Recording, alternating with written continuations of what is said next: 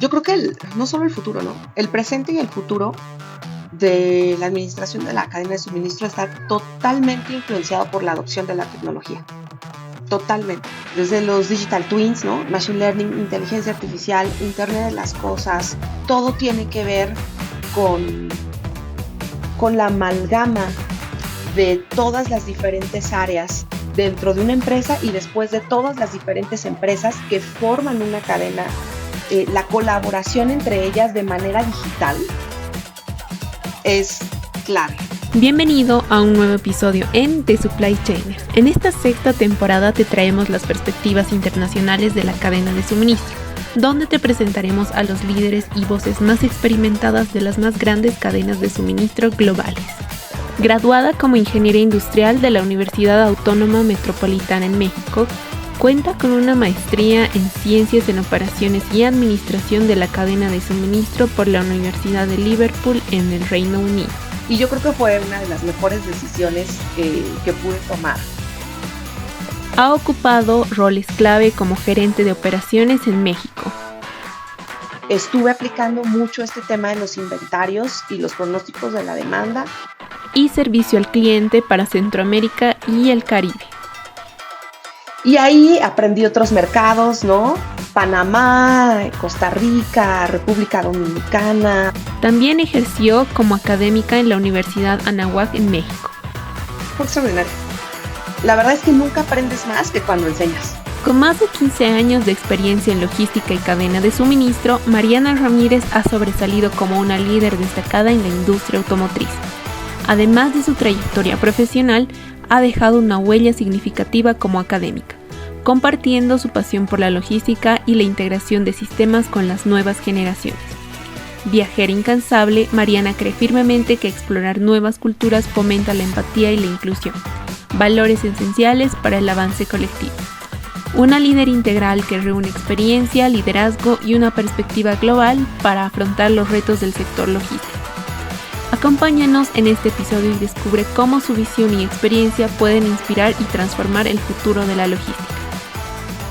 ¿Qué eventos o experiencias crees tú que han influido a lo largo de tu carrera profesional o ya sea durante la universidad para empezar en cadena de suministro?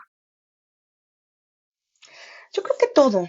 La realidad es que desde niña, pues mi papá se dedicaba un poco como a la cadena de suministro, aunque no era su profesión, pero al final terminó trabajando en un almacén, ¿no? En un almacén de empaques, me acuerdo perfecto. Y yo iba de niña y recorría el almacén, ¿no? Y entonces me gustaba ver cómo todo estaba acomodado.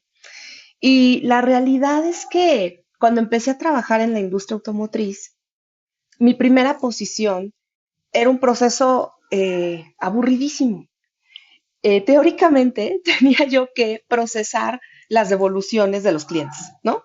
Y simplemente hacer un mundo de papeleo y hacer un proceso burocrático en un sistema. Pero dije, no, o sea, yo me lo tengo que hacer divertido, tengo que entender por qué hay que hacer esto, de dónde viene, para qué es, y entenderlo desde la perspectiva de todos los participantes, ¿no? El cliente, la armadora, finanzas, IT, y entonces empecé a descubrir que en realidad mi posición tenía más que ver con la reingeniería de logística de reversa que simplemente un proceso burocrático de devoluciones. Por lo que yo creo que la logística está en todas partes. O sea, la logística y la cadena de suministro está en todas partes. Cualquier proceso que tocas, tiene procesos arriba y procesos hacia abajo que puedes unir a través de la digitalización y hacer que colabore con procesos hermanos de otras empresas. No hay nada que no tenga cadena de suministro en el mundo en el que vivimos. Claro, totalmente. Es como que la parte que engrana las áreas, ¿no? Y ahí dentro de la industria automotriz, ¿qué es lo que más te ha atraído? Porque inicialmente empezaste en una empresa de alimentos, estabas comentando. ¿Cómo es que te moviste de la empresa de alimentos a la industria automotriz? Digo, la vida te va llevando un poco también, ¿no? Cuando salí de la empresa de alimentos descubriendo que el tema de control estadístico y calidad probablemente no era lo por donde yo quería continuar. Me fui a vivir a Canadá un tiempo a estudiar inglés. Y cuando volví, busqué posiciones específicas que tuvieran que ver con logística y cadena de suministro, y ahí fue donde encontré una posición en la industria automotriz. Y una de las cosas que más me gustaron cuando fui a esta entrevista de trabajo fue la idea, la visión de darle movilidad a todas las personas, ¿no? O sea, vamos a dar movilidad para que cada persona pueda perseguir sus sueños. O, ya sabes, llevar a tu hijo a la escuela, ir a la entrevista de trabajo, ir a tu boda, ¿no? Ir a tener tu hijo, ir a hacer tantas cosas maravillosas. El mundo es movilidad. Y entonces, la verdad es que el motor del mundo, pues es la industria automotriz, ¿no? Es darle movilidad al mundo, es lo que me ha mantenido, de hecho, dentro de la industria por ya muchos años. Cierto, y totalmente de acuerdo que es importante que una empresa cuide de su personal porque al final el personal, la gente, es el motor de toda empresa, ¿no? Entonces, yendo hacia este camino, tú como líder y manejando a tantas personas, ¿qué tips nos darías en cuanto a liderazgo? ¿Cómo manejas un equipo? ¿Cómo motivas a la gente a dar lo mejor de sí? Bueno, yo creo que lo primero que yo diría es introspección, ¿no? Tienes que conocerte a ti mismo, tienes que cultivar, pues sí, compasión por ti y por los demás, compasión en el sentido amplio de la palabra, para de manera tal poder acercarte a las personas y poder descubrir en ellas sus talentos y ayudarles a descubrir sus talentos y no enfocarte de ninguna manera en lo que le falta a alguien, sino en todo lo que puede explotar de sí mismo. Yo creo que el liderazgo es una responsabilidad importantísima dentro de cualquier profesión, pero definitivamente es una responsabilidad muy grande, ¿no? El tener un equipo de trabajo y saber que el éxito o el fracaso del equipo depende, y otra vez, ¿no? Del eslabón más débil de la cadena. Entonces, es de nuevo una integración de mentes y, y de profesiones para poder llegar a un fin. Definitivamente, pues es la empatía, yo pienso, una de las principales claves. Me encanta tu concepto y dentro de esto también me gustaría, no sé, tal vez saber algo un poco más específico. ¿Cómo tú recomendarías a otros líderes desarrollar esos talentos para que las demás personas puedan seguir explotando su potencial? Bueno, yo creo que tienes que escucharte y escuchar, ¿no? Y entender qué es lo que mueve a cada persona. Definitivamente yo tengo reuniones todos los días con el equipo de trabajo, hacemos un daily startup, en el que todas las mañanas hablamos 35 minutos y entendemos todas las aristas de nuestro negocio, ¿no? ¿Qué es lo que está pasando con cada uno de ellos y cómo podemos amalgamar y solucionar juntos? Sin ese daily startup, la verdad es que las cosas podrían llegar a complicarse. Eso del lado del negocio y del lado personal y de carrera, pues sí, ¿no? Mantener unos a unos con todas las personas que trabajan contigo, entender qué es lo que los mueve, de dónde vienen, dónde están y hacia dónde van, y justo ser una herramienta que les facilite llegar hacia ese lugar. Si una persona, por ejemplo, cuando yo trabajaba en Brasil, una de las personas que trabajaba conmigo, un chico extremadamente talentoso, era apasionado del data analytics, pero nadie lo sabía.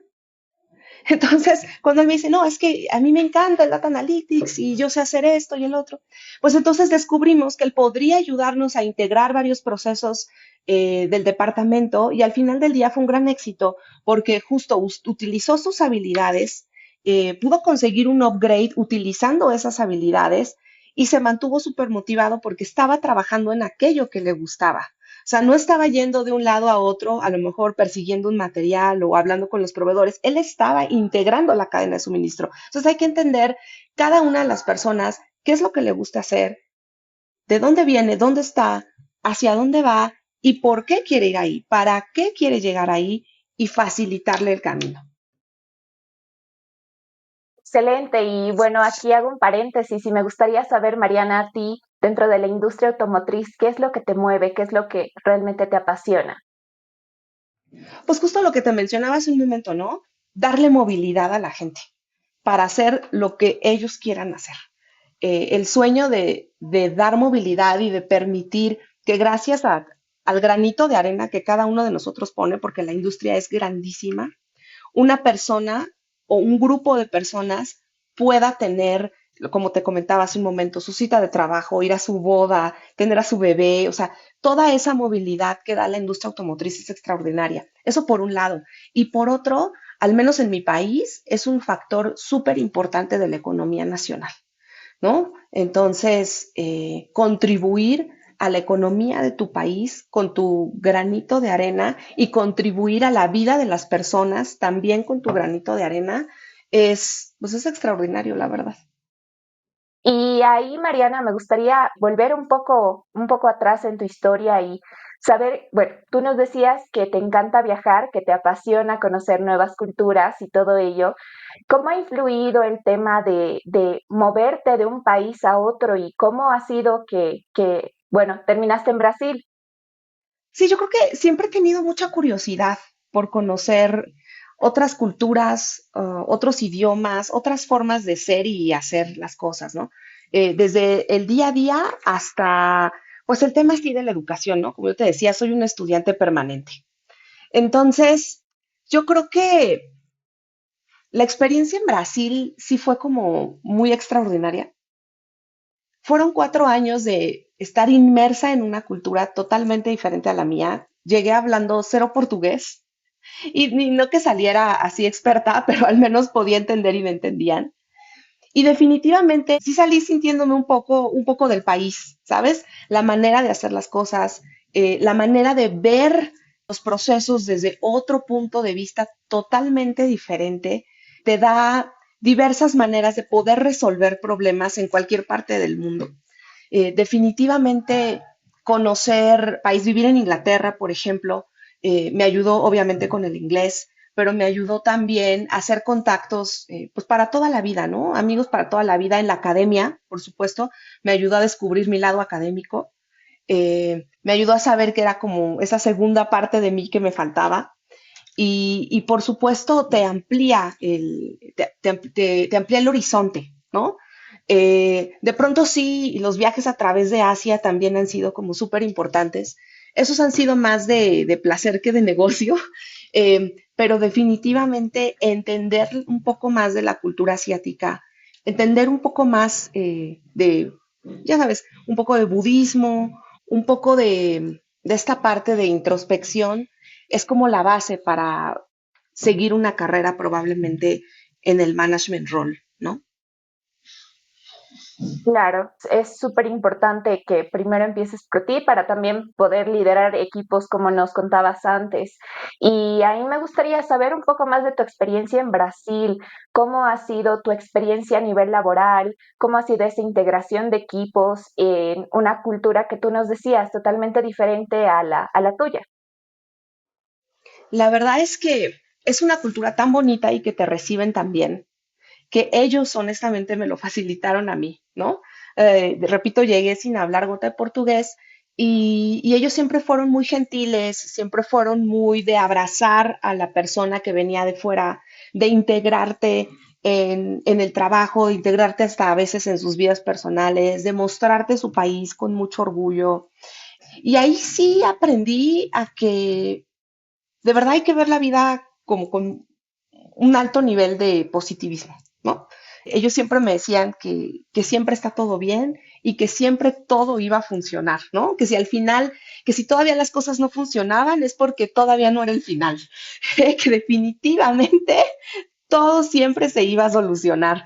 Entonces, esa base de afrontar un problema pensando que definitivamente sí se va a solucionar y que si no se ha solucionado es porque no has llegado a ser lo suficiente, cambia la forma en que después afrontas lo que viene para ti en tu vida personal o profesional. Claro, y después de eso, o sea, después de que vuelves de Brasil a México, ¿qué sucede en tu vida profesional? Bueno, hice un cambio, ¿no? Un cambio pequeño dentro de la misma organización. Estuve un tiempo en la parte de programación de vehículos y tuve muchos cambios, la verdad, a nivel personal. Formé una familia, me establecí otra vez en México y empecé a dar clases otra vez por un tiempo. Busqué dar clases en inglés también, di clases por un tiempo. Y después encontré un programa en el MIT que se llama GCLog, que ese sí fue una de las cosas más retadoras que yo creo que cualquiera que se inscriba podría hacer.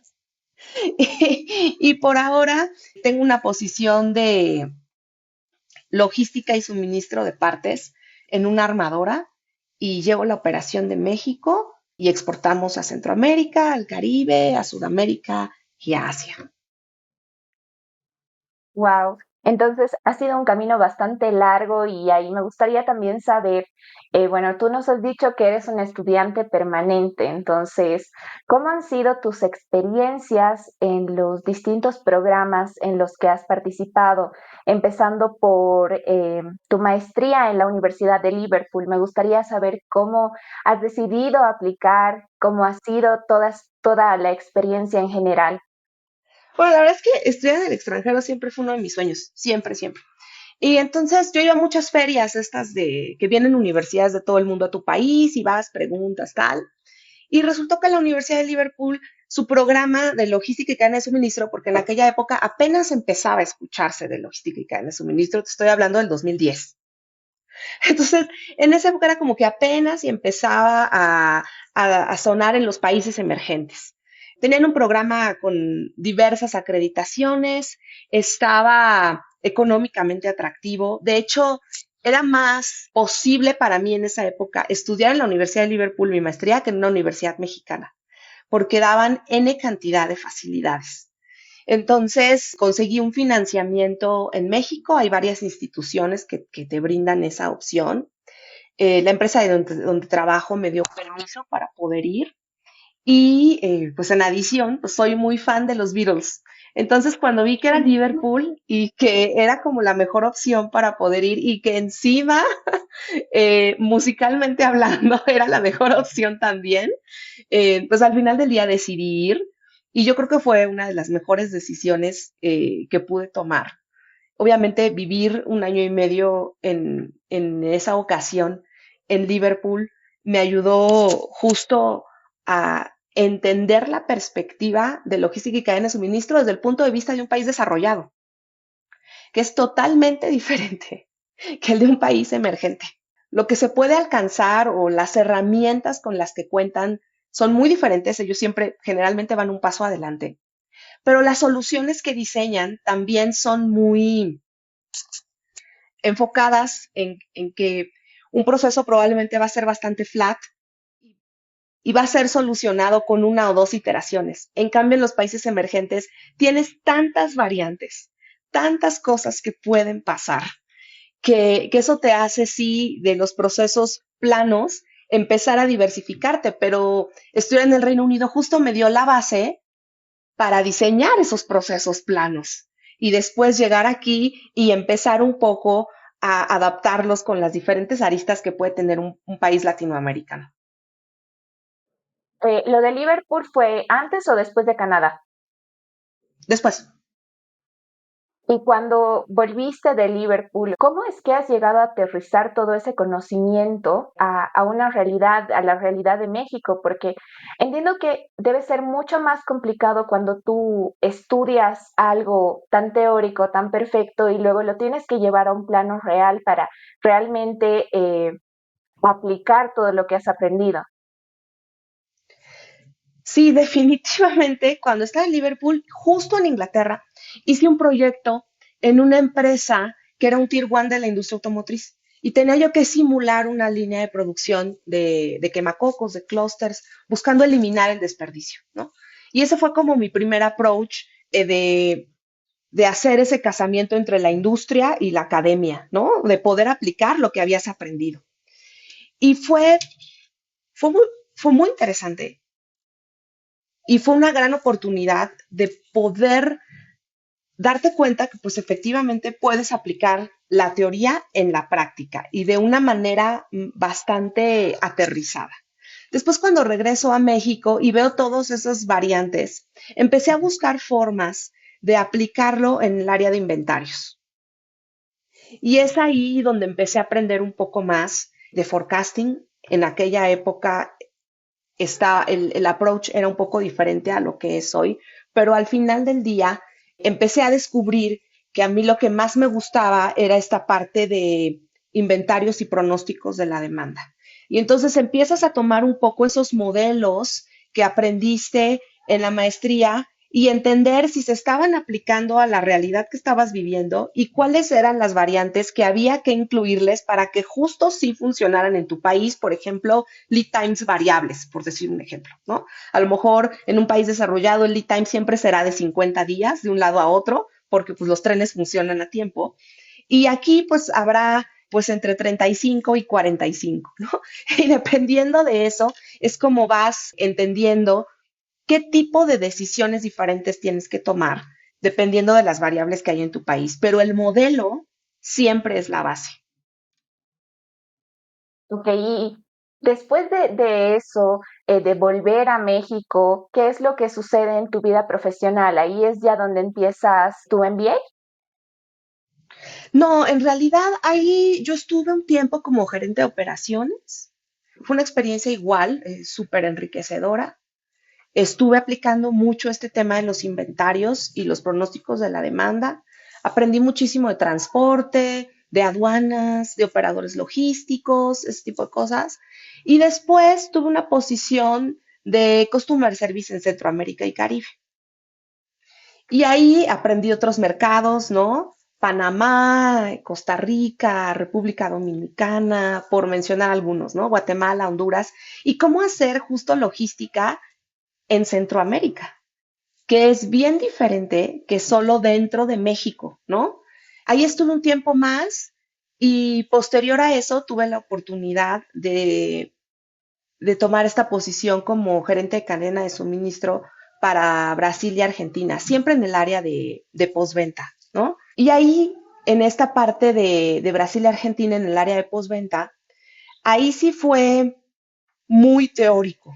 Ahí sí fue aplicar la teoría a la práctica.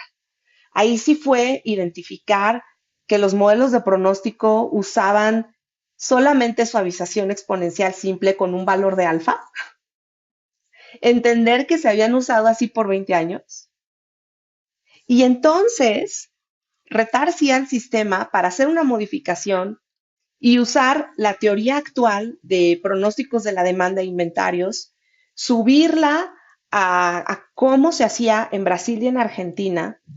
Y cuando empezó la implementación, empezó el COVID, lamentablemente, y después me regresé a México. Pero definitivamente sacar ese sistema o esa forma de hacer las cosas que no estaba bien y nadie entendía por qué. Usar la teoría y descubrir el por qué gracias a la teoría e implantar algo que sí iba a funcionar. Yo creo que ese es un buen ejemplo de aplicación de la academia a la vida en la industria. Y ahí aprovecho, volviste a México justamente por la pandemia. ¿Cómo ha sido para ti toda la época de pandemia, siendo todavía líder de toda esta empresa en cadena de suministro? Bueno, repito, era en la parte de aftermarket. Sí, es muy retador. Fue muy retador la época del COVID, pero también aprendimos a trabajar diferente. Aprendimos a trabajar de forma híbrida y 100% remota. Aprendimos a comunicarnos en equipos virtuales. Aprendimos mucho sobre resiliencia en la cadena de suministro, cosa que antes ni siquiera casi que habíamos escuchado de la palabra. Eh, Todo el mundo sabe de una crisis que hubo de chips en la industria automotriz y era complejo conseguir partes para armar unidades nuevas o bien para el mercado de repuesto. que es donde yo básicamente más he desarrollado mi carrera en la parte del mercado de repuesto. Entonces, un poco sí nos tuvimos que poner muy creativos en encontrar soluciones para darle servicio a los clientes, ¿no? Cuando definitivamente había problemas de falta de materia prima, constraints en los puertos, de pronto, y a la fecha, ¿no? De pronto es muy difícil sacar tu material de una aduana, las condiciones geopolíticas afectan muchísimo, ambientales, las guerras. A partir del COVID, todos nos empezamos a dar cuenta que la resiliencia en la cadena de suministro era un tema que había que entender, estudiar a fondo, entender tu cadena para saber qué tipo de acciones podías implementar. Desde el país donde estabas ejerciendo, porque repito, no es lo mismo hacerlo en un país desarrollado que en un país emergente. Bueno, no sé, ¿cuál es tu opinión al respecto tú nos hablabas de todo el tema de forecast, planificación de demanda? ¿Cuál es tu opinión al respecto cuando sucedió el COVID? ¿Cómo es que ustedes lo han afrontado y manejado? Bueno, que los forecasts siempre están equivocados, ¿no? Y eso todos los que nos dedicamos a esto lo sabemos. Nos tomó por sorpresa y no hubo, yo creo, industria a la que no lo tomara por sorpresa. Definitivamente, ahora ya no planeas solamente utilizando los datos históricos, que eso era mucho antes de la pandemia. Utilizabas el histórico y eso te decía cómo iba a funcionar el futuro. Ahora ya no es así para nada, ¿no? Y el horizonte a largo plazo, a lo mejor con 10 años de histórico voy a poder saber cómo van a funcionar los siguientes 10 años, tampoco.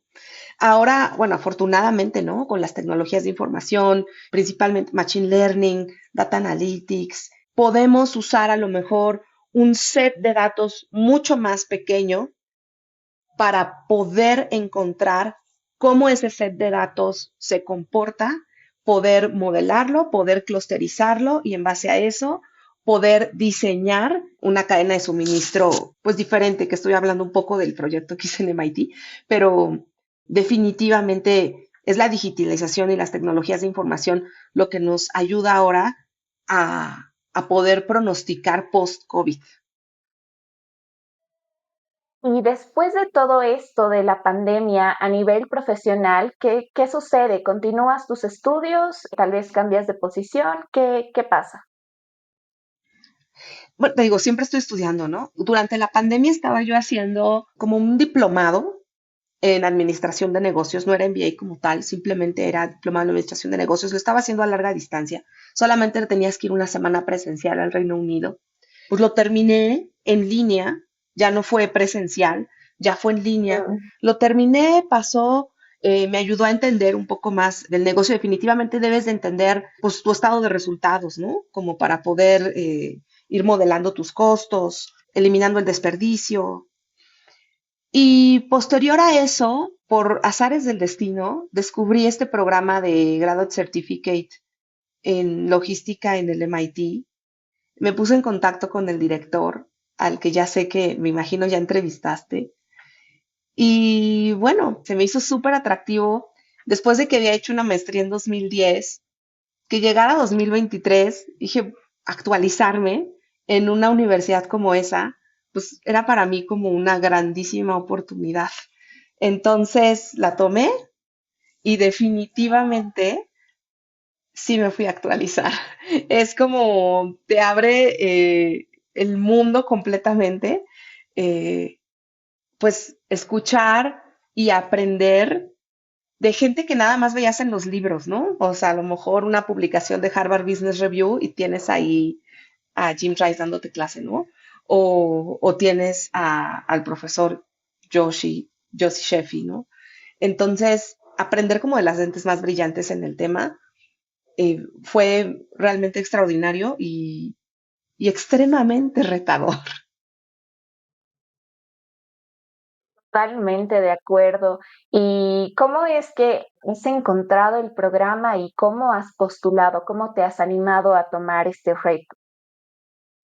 Pues justamente porque yo identifiqué que mi conocimiento necesitaba un update, ¿no? Como para poder hacer frente a todos los retos que te comentaba hace un momento post pandemia. Lo que te comentaba de que el histórico ya no servía de nada, ¿no? y que todo lo que sabías de cómo funcionaban las cosas, pues ya nada funcionaba así post pandemia.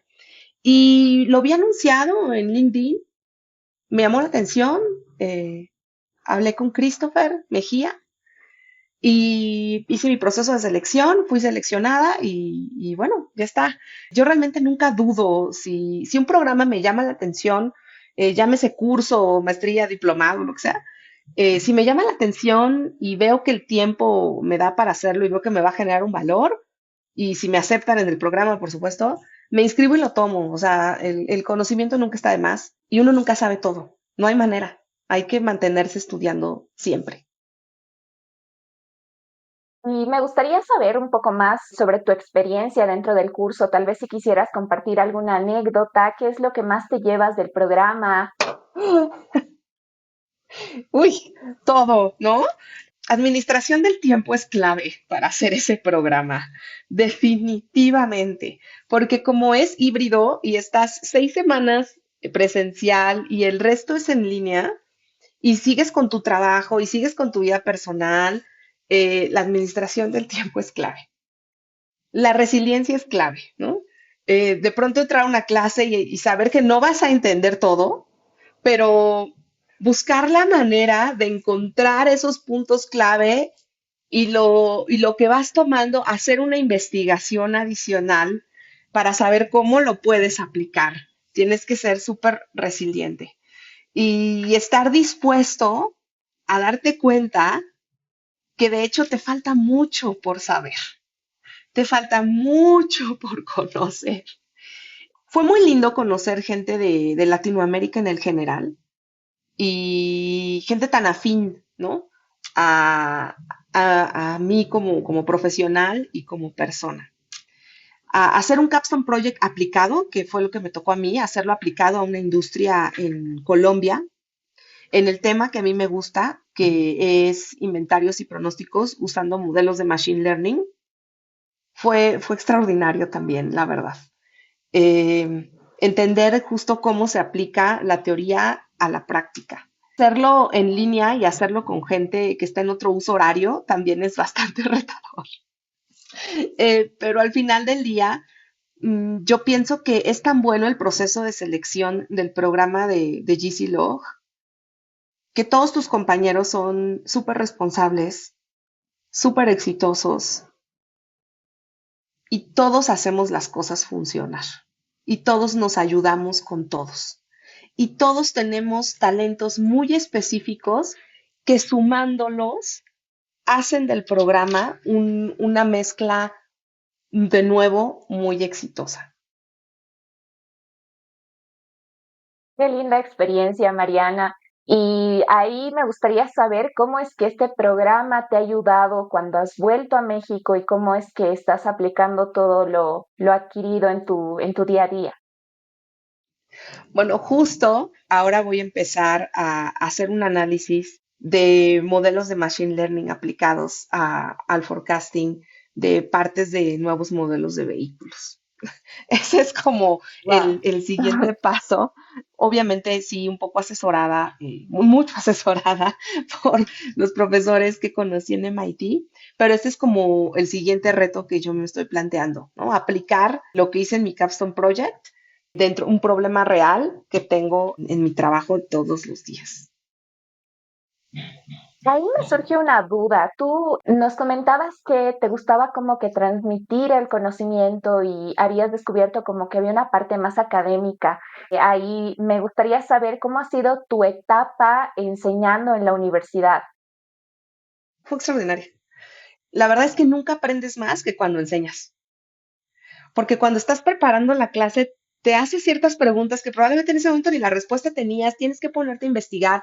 Los alumnos son extraordinariamente curiosos y por supuesto que te llenan de alegría, te llenan de vida, pero es muy gratificante cuando de pronto todo lo que estuviste estudiando y el amor con el que preparaste tu clase, llegas, le das el aula a tus alumnos y ellos lo encuentran de valor.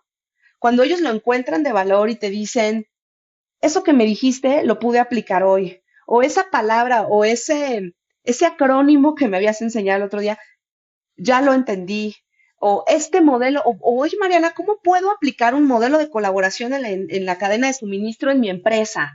Tenía yo un alumno que quise mucho, que tenía su propia empresa, ¿no? Y entonces era una empresa de distribución de pescado. Y de pronto reprobó mi clase y me dijo, es totalmente mi responsabilidad haber reprobado tu clase, totalmente mi responsabilidad.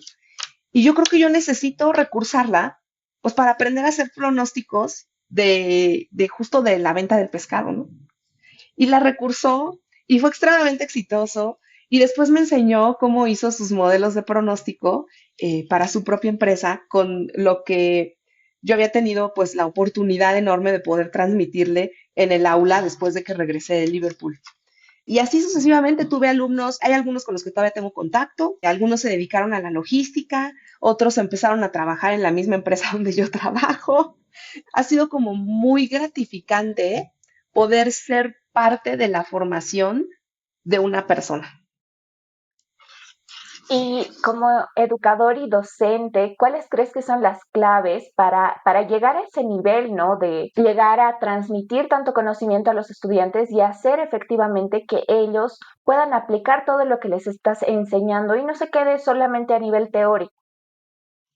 Pues yo creo que lo primero es amor por la profesión, tanto por la profesión que estás enseñando, ¿no? Que en mi caso es logística y administración de la cadena de suministro, como amor por la academia, ¿no? Como amor por la profesión de enseñar a otros aquello que la vida te da la oportunidad de enseñar. Esa es la primera clave. Y la segunda, cuando has trabajado mucho tiempo en la industria, puedes dar ejemplos prácticos que tienen que ver con la teoría.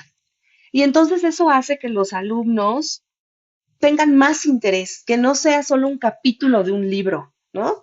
Estructuras de colaboración en la cadena de suministro y que sea un capítulo y muy teórico y qué bonito, pero cuando les puedes dar ejemplos de lo que tú has vivido en diferentes momentos, en un país o en otro, eh, eso hace que ellos tengan más interés en el tema, que empiecen incluso a investigar por ellos mismos y que de pronto se dedican a la misma profesión que tú. Definitivamente yo creo que todos los docentes de los últimos semestres de la carrera, de cualquier carrera en realidad, tendrían que justo sí ejercer la profesión o haberla ejercido en algún momento. A mí me gustaría saber cuál es tu percepción sobre el futuro de la industria y de la cadena de suministro en los próximos años. Pues mira, yo creo que no solo el futuro, ¿no? El presente y el futuro de la administración de la cadena de suministro está totalmente influenciado por la adopción de la tecnología. Totalmente. Desde los digital twins, ¿no? Que vimos en el MIT, Machine Learning, inteligencia artificial, Internet de las cosas, todo tiene que ver con, con la amalgama de todas las diferentes áreas dentro de una empresa y después de todas las diferentes empresas que forman una cadena, la colaboración entre ellas de manera digital es clave. Y el reto de las cadenas de suministro globales es súper importante. Como te decía yo hace un momento, la resiliencia en la cadena de suministro, entender tu cadena y saber dónde tienes que poner controles para hacerla resiliente es el presente y el futuro, ¿no? Tanto yo creo que para cualquier industria, principalmente las de manufactura. Debes tomar en cuenta factores sociales, económicos, políticos, climáticos, ambientales, de todo tipo, definitivamente. Y tener las tecnologías de información que te faciliten mantener moviendo tu cadena a pesar de lo que esté ocurriendo en el mundo. La industria obviamente enfrenta muchísimos retos. Definitivamente uno de los más importantes en el presente pues es la electrificación, ¿no? La electrificación y su adopción en los países emergentes, como los nuestros. Porque nuestros países tal vez no tienen todavía la infraestructura para adoptar un mayor porcentaje de vehículos electrificados. Ese es uno de los principales retos que yo veo en nuestro país. Y ahí, bueno, hablando de todo el tema son las cadenas de suministro globales y todo lo que se maneja dentro de la industria automotriz. ¿Cuál es tu opinión respecto a nearshoring y cómo es que esta nueva tendencia se está manejando dentro de tu empresa? Bueno, realmente no puedo hablar mucho cómo se maneja dentro de mi empresa. Yo creo que el nearshoring es una gran oportunidad para México como país, realmente. En México habemos muchísimos profesionales muy preparados que pueden realmente ser soporte de otras naciones que tengan necesidades de intercambio de información, de comercio, de industria como tal. Yo creo que hoy más que nunca el mundo es muy pequeño y pues todos necesitamos de todos. Entonces, los países desarrollados necesitan de los países emergentes y los países emergentes necesitamos de los países desarrollados. Y yo pienso que el nearshoring es justo una consecuencia del COVID y es justo una de las acciones que muchas organizaciones están tomando para hacer su cadena de suministro un poco más resiliente. Y un país como el mío, que es México, tiene una amplia oportunidad siendo pues vecino de Estados Unidos, ¿no?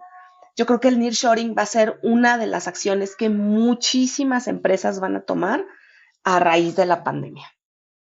Ya para ir cerrando con la entrevista, me gustaría hacerte un par de preguntas que son de formato. Primero, si perdieras la memoria y solo pudieras conservar un recuerdo, ¿cuál te gustaría conservar?